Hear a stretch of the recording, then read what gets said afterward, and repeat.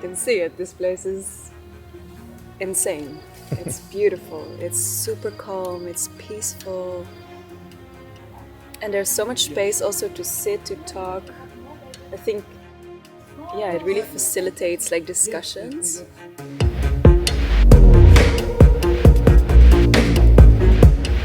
What has happened over the last 30 years? Now there is this wonderful community of which MESEC is playing a really big role. It's an association for early career researchers in consciousness science.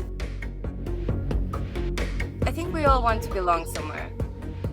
And in consciousness studies, it tends to be pretty dispersed. And so all communities are great, like, for people to actually have the scientific support, but also the personal support to keep doing research successfully. Such a sort of anxiety-free environment is really refreshing, because I think a lot of academia, people are kind of scared to say when they don't know something, or scared to speak up when they really don't understand it. So seeing that friendly approach to collaboration has been really, really nice. We got to know each other so well that I could just keep in touch with some people whose work I find interesting. I think it makes us becoming part of each other's lives. I mean, I think that if I see you in 10 years, I will still have this, hi, how are you?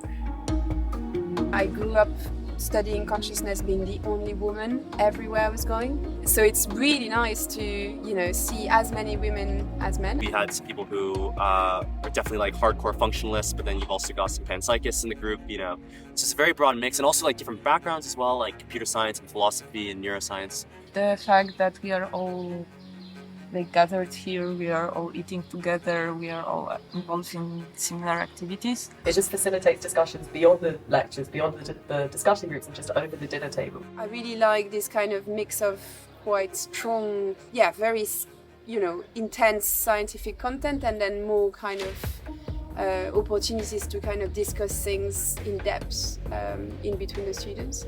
Bachelor, master, PhD, postdocs, participants at the same time. It's interesting because sometimes people in the lower stages of their academic path can ask those questions that you haven't been thinking in a long time that actually go directly to the point. Consciousness science is a field where we're still looking for the right questions to ask. We just don't really know what's the best way of asking questions. We have some ideas, but it's still very much up for grabs. So I found that this field has this sort of such tremendous space for creativity and new ideas that I haven't really found anywhere else. We know there is something, but we don't know yet what it is.